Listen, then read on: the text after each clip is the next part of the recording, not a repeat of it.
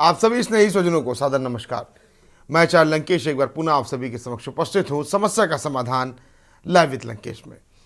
ज्योतिष शास्त्र को लेकर के हम प्रतिदिन आपके समक्ष उपस्थित होते हैं और आपके नाम के आधार पर चर्चा करने के उपरांत सौरमंडल में उपस्थित ग्रहों के बीच की इलेक्ट्रोमैग्नेटिक फील्ड की दूरी को हम कैलकुलेट करते हैं और उस आधार पर हम ये जान पाते हैं कि आपको कितनी सकारात्मक और कितनी नकारात्मक ऊर्जाएं प्राप्त हो रही हैं। किन वैदिक उपायों को करके आप अपने जीवन में सकारात्मकता को बढ़ा सकते हैं और नेगेटिविटी को काफ़ी हद तक कम कर सकते हैं, ये इस कार्यक्रम के माध्यम से आप सभी को पता चलता है। यदि आपके जीवन में किसी भी प्रकार की कोई भी समस्या हो तो आप नीचे स्क्रीन पर दिए गए नंबर पर कॉल करके अपनी हर प्रकार की समस्या का समाधान मुझसे जान सकते हैं। प्रतिदिन हमारे पास चर्चा का विषय होता है और उस विषय को लेकर के हम प्रतिदिन 1 घंटे तक आपके साथ में चर्चा करते हैं। आज हम एक ऐसे ग्रह के बारे में आपके संग में चर्चा करने वाले हैं जिसका नाम सुन करके थोड़ा सा मन और मस्तिष्क में तनाव सा उत्पन्न हो जाता है। एक नकारात्मक विचार बनने लगते हैं कि ये ग्रह आ रहा है तो ये समस्या देगा, ये ग्रह आ रहा है तो ये समस्या देगा। सबसे पहले तो हम आज इस ग्रह के बारे में जानेंगे। इस ग्रह का नाम है राहु। राहु महाराज का खेल बड़ा ही निराला है। ये जब हमें कुछ देने पर आते हैं तो इतना देते हैं कि व्यक्ति उसको रखते रखते थक जाता है, और जब ये क्रूर होते हैं और अपना दुष्प्रभाव दिखाते हैं तो व्यक्ति छोटी छोटी चीज़ों के लिए भी परेशान हो जाता है। राहु को छाया ग्रह की संज्ञा दी गई है और इन्हें अमृतत्व प्राप्त है। इन्हें छाया ग्रह क्यों कहा जाता है, इनकी उत्पत्ति कैसी हुई? समुद्र मंथन के बाद अमृत को पी करके जब गर्दन अलग अलग हो गई और कालनेमी नामक जो एक सर्प था जिसको काट करके राहु ने उसका धड़ लगाया और केतु ने उसका सर लगाया, इस प्रकार से राहु और केतु की रचना हुई और इनका प्रभाव हमारे जीवन में रहता है। इनका ग्रहों में तो स्थान है ही है, 9 ग्रहों में। लेकिन इन्हें छाया ग्रह ही क्यों कहा जाता है? इनकी माता के बारे में भी कुछ ज्ञान ले लिया जाए। राहु की माता का नाम था सिंहिका। रामचरितमानस में, रामायण में जब हम पढ़ते हैं तो उसमें एक प्रसंग आता है जिसमें हनुमान जी समुद्र के ऊपर से जा रहे होते हैं और एक राक्षसी होती है जो परछाई से जातक को पकड़ लेती है, किसी को भी पकड़ लेती है। उस सिंहिका के पुत्र थे राहु। इनमें एक बड़ी विचित्र कला थी। ये जिसको जैसा चाहते थे वैसा दिखाई देते थे।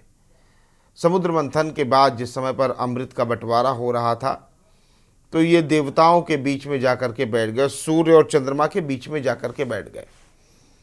सूर्य को लगा कि चंद्रमा बैठे हैं, चंद्रमा को लगा कि सूर्य बैठे हैं। अपने शरीर को इस प्रकार से इन्होंने बना लिया। तो ये एक कला है, एक विचित्र कला है। यदि यह ग्रह कुंडली में उत्तम हो तो जातक को इसके अच्छे पर बहुत प्रभाव मिलते हैं।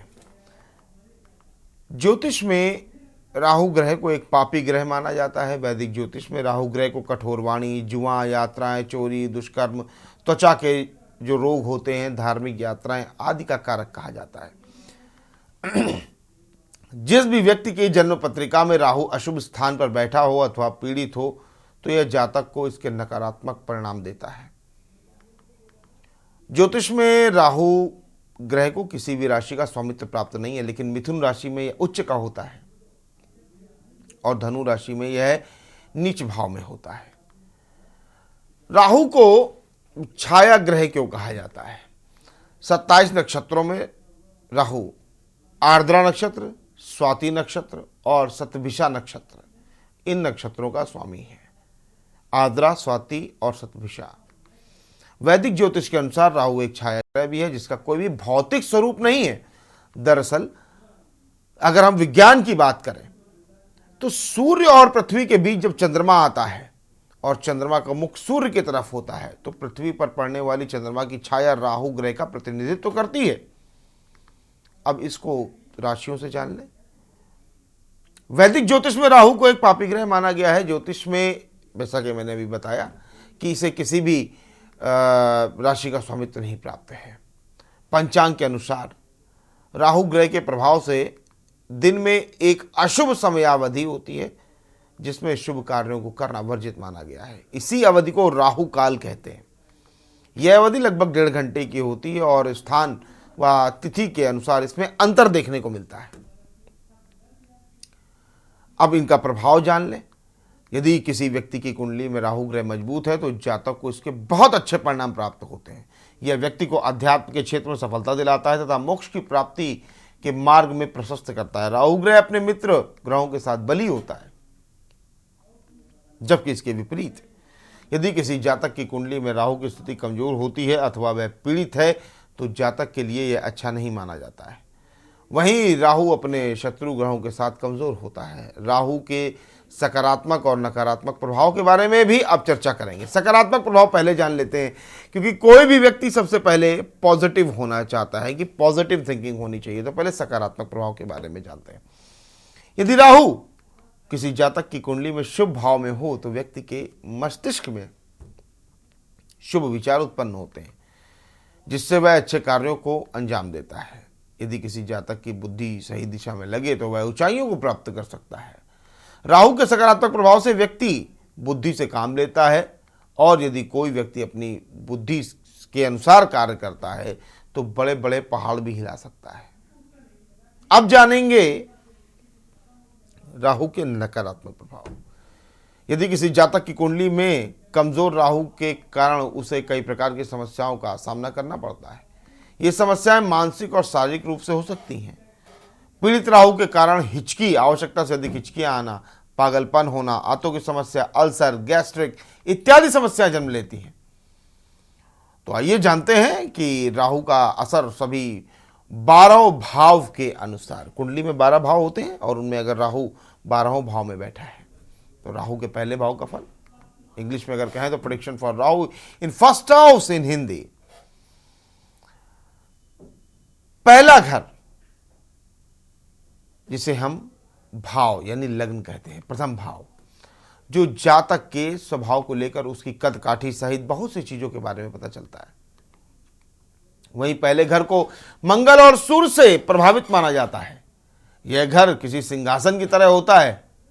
पहले घर में बैठा ग्रह सभी ग्रहों का राजा माना जाता है। यहां उच्च का होने पर जातक अपनी योग्यता से बड़ा पद प्राप्त करता है, उसे सरकार से भी अच्छे परिणाम मिलेंगे। इस घर में राहु उच्च के सूर्य के समान परिणाम देगा, लेकिन सूर्य जिस भाव में बैठा है उस भाव के फल भी प्रभावित होंगे। यदि मंगल, शनि और केतु कमजोर हैं तो राहु बुरे परिणाम देगा, अन्यथा यह पहले भाव में अच्छे परिणाम देगा। यदि राहु नीच का हो तो जातक को कभी भी ससुराल वालों से बिजली के उपकरण या नीले कपड़े नहीं लेने चाहिए, अन्यथा उसके पुत्र पर बुरा प्रभाव पड़ता है। मान्यता है कि राहु के दुष्परिणाम 42 ईयर्स तक यानी कि 42 साल की उम्र तक मिलते हैं। उपाय क्या है? जिनके भी प्रथम भाव में राहु हैं, बहते हुए पानी में 400 ग्राम काजल प्रवाहित करते हैं, गले में थोड़ी सी चांदी पहने, 1:4 के अनुपात में जौ में दूध मिलाएं और बहते पानी में प्रवाह कर दें। बहते पानी में नारियल को प्रवाहित करना चाहिए। ये उपाय हैं यदि किसी जातक के प्रथम भाव में राहु स्थित है। अब बात करेंगे राहु का दूसरे भाव में क्या फल होता है। कुंडली का दूसरा भाव, जिसे धन का या विचार का, वाणी का भाव कहते हैं, खान पान का भाव कहते हैं, जो जातक की संपत्ति व उसके विचारों सहित बहुत सी चीजों के बारे में बताता है। ऐसे में यदि दूसरे घर में राहु शुभ अवस्था में हो तो जातक पैसा और पद प्रतिष्ठा प्राप्त करता है और किसी राजा की तरह जीवन जीता है। जातक दीर्घायु होता है। दूसरा भाव बृहस्पति और शुक्र से प्रभावित होता है। यदि बृहस्पति शुभ हो तो जातक अपनी प्रारंभिक अवस्था में धन से युक्त और आराम से भरी जिंदगी जीता है। यदि राहु नीच का हो तो जातक गरीब होता है, उसका पारिवारिक जीवन बहुत खराब होता है, वह पेट के विकारों से परेशान होता है। माना जाता है कि ऐसा जातक पैसे बचाने में असमर्थ होता है और उसकी मृत्यु किसी हथियार से होती है। वहीं उसके जीवन के 10वें, 21वें, 42वें वर्ष में चोरी आदि माध्यमों से उसका धन खो जाता है। उपाय क्या है? चांदी की एक ठोस गोली बॉल सदैव अपनी जेब में रखें। बृहस्पति से संबंधित चीजें जैसे सोना, पीले कपड़े और केसर आदि उपयोग में लाएं। अपनी माताजी के साथ सौहार्दपूर्ण संबंध रखें और विवाह के बाद ससुराल वालों से कोई भी बिजली का उपकरण ना लें। तो ये उपाय करके आप राहु के नकारात्मक फल से बच सकते हैं। अब आगे बढ़ेंगे कुंडली के थर्ड हाउस में। यदि आपकी कुंडली के तीसरे भाव में राहु विराजमान है तो क्या फल होगा। कुंडली का तीसरा भाव, जिसे पराक्रम भाव भी कहते हैं, यह जातक के पराक्रम सहित उसके भाई बहनों व मामा आदि के बारे में बताता है। इस भाव को राहु का पक्का घर माना जाता है। तीसरा घर बुध और मंगल से प्रभावित होता है। यदि यहां राहु शुभ हो, बहुत धन दौलत देने वाला होता है और एक जातक दीर्घायु होता है। वह एक निडर और वफादार मित्र भी होता है। वह अपने सपनों के माध्यम से भविष्य देख सकता है। ये कला होती है कि भविष्य में होने वाली घटनाएं ऐसे जातक को सपने में दिख जाती हैं।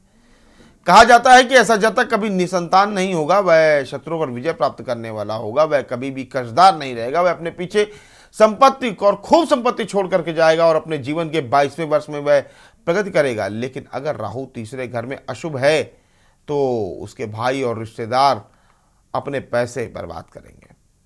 वह किसी को पैसे उधार देगा तो वापस नहीं मिलेंगे। जातक में वाणी दोष होगा और वो नास्तिक होगा। मान्यता के अनुसार यदि सूर्य और बुध भी राहु के साथ तीसरे घर में हो तो उसकी बहन अपने उम्र के 22वें या 32वें वर्ष में उसका वैवाहिक जीवन बहुत खराब हो सकता है। कभी भी घर में लोग शौक में जो हाथी दांत से बनी हुई वस्तुएं ले आते हैं, अपने घर में ना रखें। बस इतना आपको ध्यान रखना है। और हाथी का एक सुंदर सा चित्र अपने घर की दक्षिणी दीवार पर लगाना है। आगे बढ़ेंगे, चर्चा करेंगे यदि आपकी कुंडली के चौथे भाव में राहु महाराज विराजमान है तो उसका क्या फल होगा। कुंडली का चौथा घर, इसे सुख का या फिर माता का भाव भी कहते हैं। यह घर चंद्रमा का है जो कि राहु का शत्रु है। जब इस घर में राहु शुभ हो तो जातक बुद्धिमान, अमीर और अच्छी चीजों पर पैसे खर्च करने वाला होता है। तीर्थ यात्रा पर जाना जातक के लिए फायदेमंद होगा। यदि शुक्र भी शुभ हो तो शादी के बाद जातक के ससुराल वाले भी अमीर हो जाते हैं और जातक को भी लाभ मिलता है। यदि चंद्रमा उच्च का हो तो जातक बहुत बहुत अमीर हो जाता है और बुध से संबंधित कामों से खूब धन कमाता है। लेकिन यदि राहु नीच का है या अशुभ है और चंद्रमा कमजोर हो तो जातक गरीब होता है। जातक की माता को परेशानी होता है। कोयले का एकत्रीकरण, शौचालय में फेरबदल, जमीन में तंदूर बनाना और छत में फेरबदल करना हानिकारक होगा। उपाय क्या है। चांदी अधिक मात्रा में पहने, 400 ग्राम धनिया या बादाम का दान करें अथवा दोनों को पानी में बहाएं। ये उपाय आप कर सकते हैं। आगे बढ़ेंगे, चर्चा करेंगे कुंडली के 5वें भाव में राहु के फल के बारे में। कुंडली का 5वां भाव, जिसे बुद्धि या संतान का भाव भी कहते हैं, यह 5वां घर सूर्य का होता है जो पुरुष संतान का संकेतक है। यदि राहु शुभ हो तो जातक अमीर, बुद्धिमान और स्वस्थ होता है। वह अच्छी आमदनी और अच्छी प्रगति का आनंद पाता है।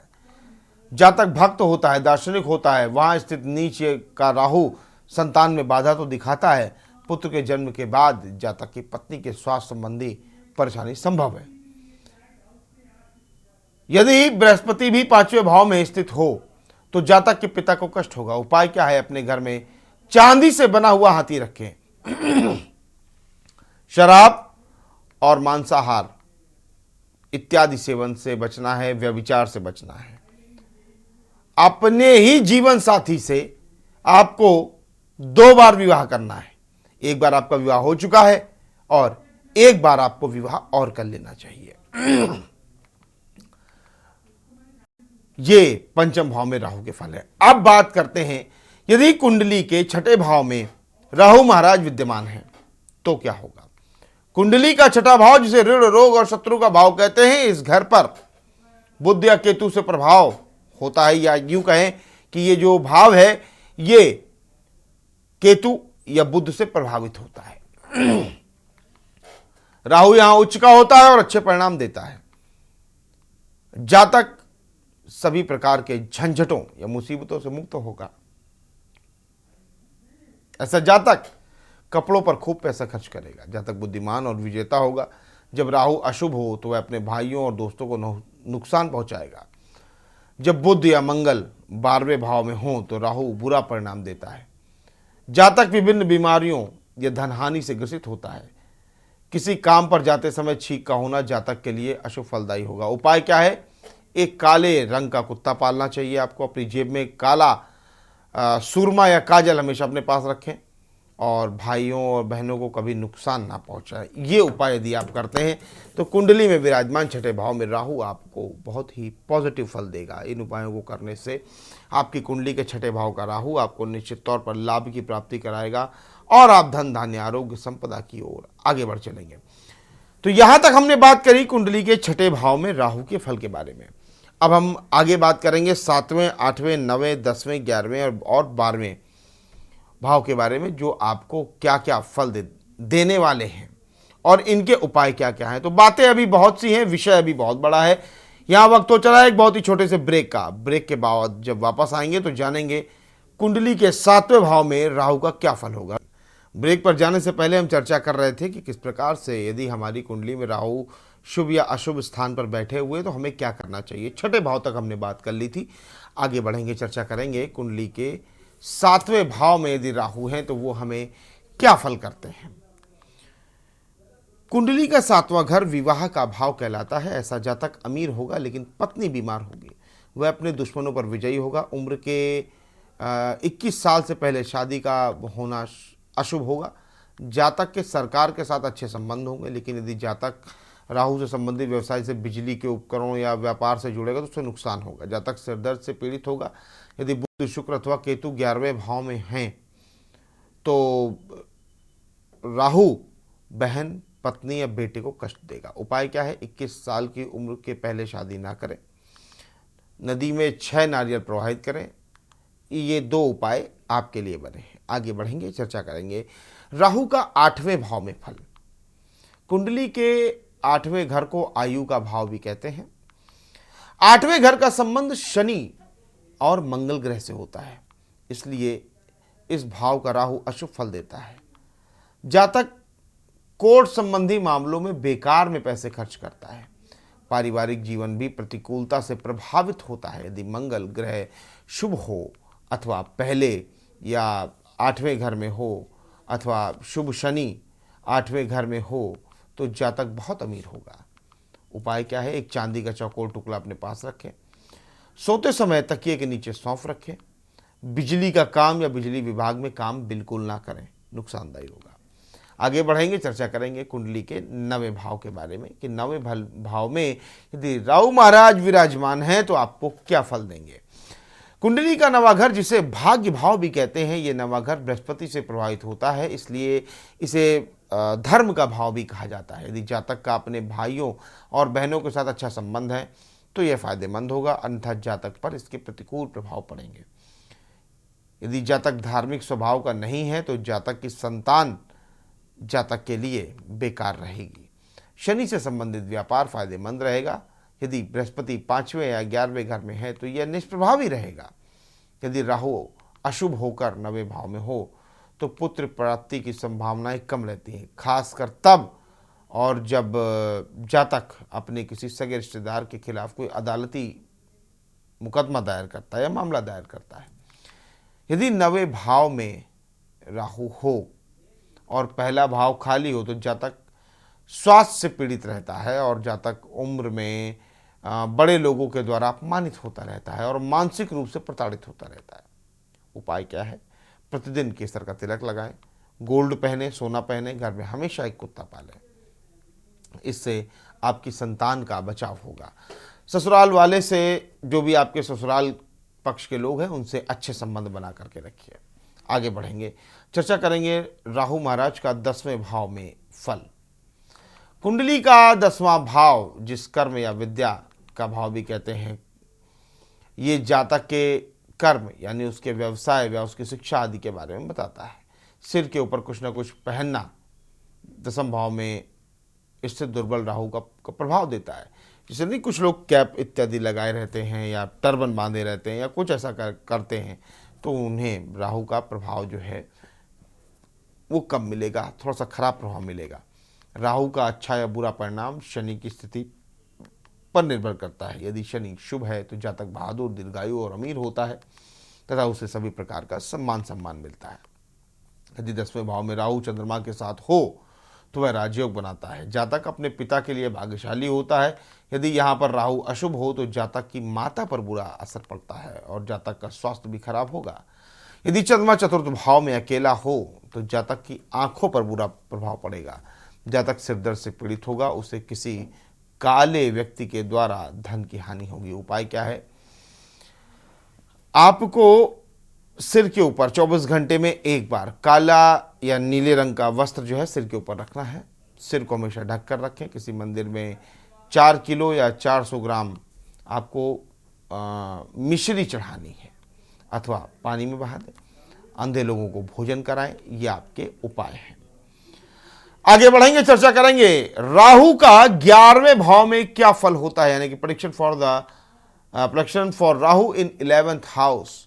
कुंडली का 11वां भाव जिसे आय का भाव भी कहा जाता है, यह जातक की आय से जुड़े कई राज बताता है। जानकारों के अनुसार अगर हम बात करें, जो ज्योतिषीय विद्वान हैं, जो पुस्तक लेखक हैं, जिन्होंने ज्योतिष पर बहुत शोध इत्यादि किए हैं, उन्होंने राहु के 11वें भाव पे होने पर मोटी मोटी पुस्तकें लिख दी।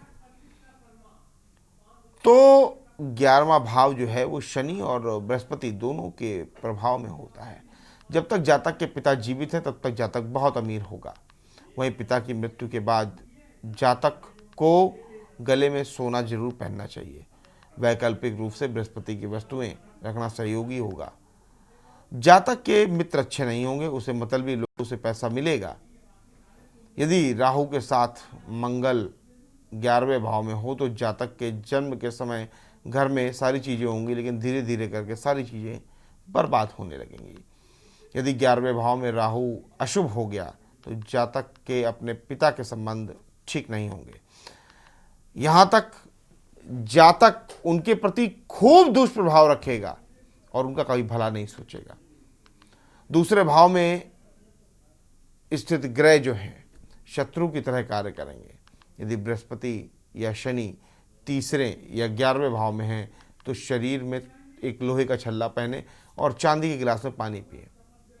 और यदि इसी में 5वें भाव में स्थित केतु बुरे परिणाम देगा। कान, रीढ़ की हड्डी, यूरिनरी डिसऑर्डर, ये सब समस्याएं हो सकती हैं। केतु से संबंधित व्यापार करना जातक के लिए नुकसानदायक होगा। उपाय क्या करें? लोहा पहने और चांदी के गिलास में पानी पिए। कभी कोई बिजली का उपकरण उपहार के रूप में न लें। नीलम, हाथी दांत या हाथी का खिलौना इत्यादि सबसे दूर रहें। हाथी के चित्र से भी आपको दूर रहना है। अब बात करेंगे राहु का 12वें भाव में फल। कुंडली का 12वां भाव जिसे वैभाव कहा जाता है, ये 12वां घर भी बृहस्पति से संबंधित माना जाता है। यह शयन सुख का घर होता है। यहाँ स्थित राहु मानसिक परेशानियां और अनिद्रा तो देता है, यह बहनों और बेटियों पर भी अत्यधिक व्यय करवाता है। यदि राहु शत्रु ग्रहों के साथ हो तो आप कितनी भी मेहनत कर लें, आपके खर्चों और आपकी आमदनी ये दोनों डिस्टर्ब रहेंगे, यानी कि जो खर्चे होंगे वो आमदनी से अधिक ही रहेंगे और बहुत अधिक रहेंगे। यह झूठे आरोप भी लगवाता है, कर्जा करवाता है। ऐसा जातक आत्महत्या तक की चरम सीमा पर जा सकता है। जातक मानसिक चिंताओं से घिरा हुआ रहता है। झूठ बोलना, दूसरों को धोखा देना, ये सब राहु को और भी हानिकारक बनाता है। किसी भी नए काम की शुरुआत में अशुभ परिणाम मिलेंगे। चोरी, बीमारी और झूठे आरोपों का, ये सब सारी चीज़ों का लगने का भय रहता है। यदि यहाँ राहु के साथ मंगल भी हो तो अच्छे परिणाम मिलते हैं। उपाय क्या है? रसोई घर में बैठकर भोजन करें। रात में अच्छी नींद के लिए तकिए के नीचे सौंफ रखनी है आपको। ये उपाय आपको करना है। राहु एक ऐसे ग्रह हैं जिनसे संबंधित दान इत्यादि करके आप सदैव प्रसन्न रह सकते हैं। यदि आपको राहु के कारण परेशानी हो रही है तो आपको चाहिए कि शनिवार के दिन पक्षी मार्केट से खरीद कर उन्हें हवा में उड़ा दीजिए, उन्हें मुक्त कर दीजिए।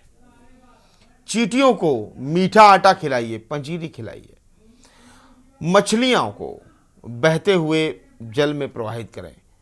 यदि राहु आपके अष्टम भाव में विराजमान है और आपको कोई फल नहीं मिल रहा है, आपके काम नहीं बन रहे हैं, तो एक बकरा जो किसी कसाई की दुकान पर हो उसे खरीद लें।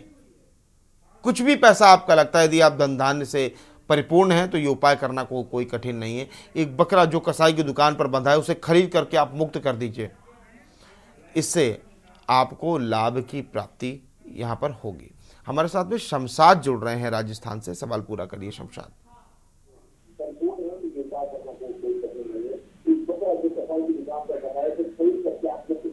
शमशाद जी, टीवी का वॉल्यूम कम करिए, सीधे फोन लाइन पे मुझसे बात करिए। जी नमस्कार पंडित जी, मेरे घर में इस कदर का झगड़ा हो गया है और मेरी मामा मुझे छोड़ के चली गई है और मैं अकेली हूँ और घर पूरा बर्बाद जितना हो गया है। शमशाद जी, आपके नाम के आधार पर यदि चर्चा करते हैं तो सूर्य से संबंधित राशि है जिसमें राहु का ट्रांजैक्शन है। उपाय जान लीजिए क्या करना है। अपने घर से लगभग आधा किलोमीटर की दूरी पर आपको 5 पेड़ लगाने हैं शनिवार के दिन। कौन कौन से वो 5 पेड़? पीपल, बरगद, आम, नीम और गूलर। पीपल, बरगद, आम, नीम और गूलर, ये 5 पेड़ शनिवार को लगाएंगे।